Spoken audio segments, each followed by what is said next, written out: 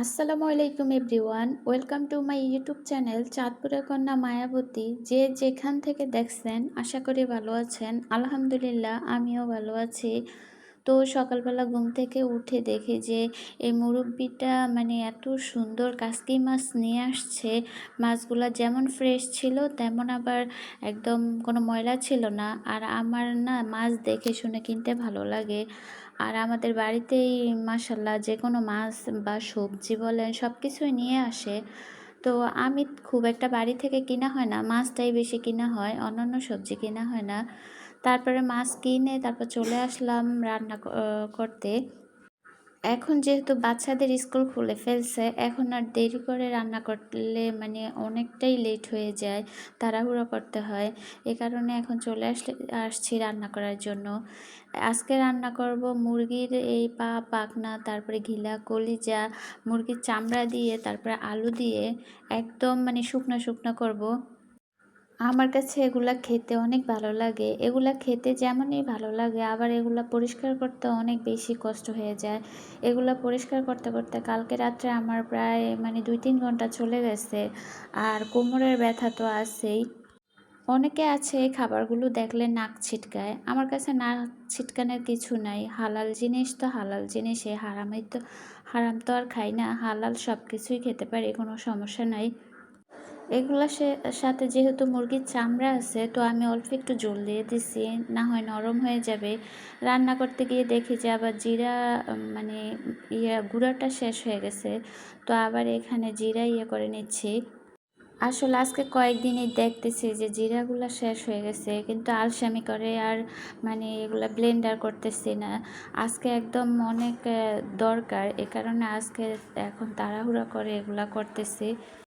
তো এই তো আমার একদম রান্না কমপ্লিট হয়ে গেছে। আমি একটু ঝোলও রাখি না, উল্টা আরও মানে অনেক তেল বের হয়েছে যেহেতু মুরগির চামড়া ছিল এখানে। তারপর আবার রান্না করতেছি ডিম দিয়ে, ডাল দিয়ে। আমার কাছে এই খাবারটা অনেক বেশি ভালো লাগে এবং আমার ঘরের সবাই এই খাবারটা অনেক বেশি পছন্দ করে। ডালটা আমি ফার্স্টে অল্প একটু তেলে পুরন দিয়ে দিছি, আবার কিন্তু আমি ডালটা মানে রান্না শেষ হলে আবার একবার দিব, এ কারণে এখন অল্প করে দিচ্ছি। দিয়ে ডালটা আমি এখন ভাজি করে নিচ্ছি, তেলটার উপরে একটু ভাজা ভাজা করে নিচ্ছি, যেহেতু ডালের একটা কাঁচা স্মেল থাকে, তো স্মেলটা চলে যাবে। তারপরে এই তো হলুদ দিয়ে, লবণ দিয়ে, তারপর সব কিছু দিয়ে এখন ডালটা সিদ্ধ করে নিচ্ছি। এই ডালটা অনেকে আছে আরও বেশি ভারী করে রান্না করে, বাট আমার কাছে আরও বেশি ভারী ভালো লাগে না, এতটুকুই এনাফ। তো ডাল আমার হয়ে গেছে। এখন আমি ডিমগুলা মানে একটু তেলে ভাজি করে নিচ্ছি, নিয়ে তারপর ডালের ভিতরে দিয়ে দিব। আর এই তো আবার একটু পুরন দিয়ে দিচ্ছি।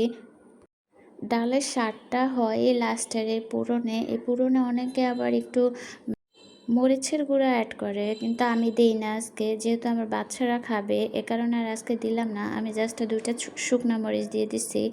রান্না শেষ করে তারপরে আবার একটু মানে এই 2 পদ রান্না করছে, আমার এগুলো খেতে ইচ্ছে করতেছে না, তাই আমি একটু কালো বেগুন, তারপর টমেটো, 2-1টা রসুনের কোষ, এগুলো আমি একটু তেলে ভেজে নিয়েছি। এগুলা একসাথে মানে ভর্তা করলে অনেক বেশি টেস্ট হয়।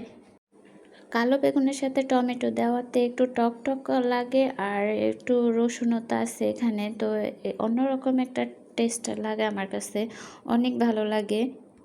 রান্না করলে যদি ফ্যামিলির সবাই পছন্দ করে সেটাই মানে সার্থকতা, ভালো লাগে। ফ্যামিলির সবাই যেটা খেতে চায়, যেটা পছন্দ করে, আমি চেষ্টা করি ওভাবেই রান্না করতে আর ওভাবেই খাওয়াতে।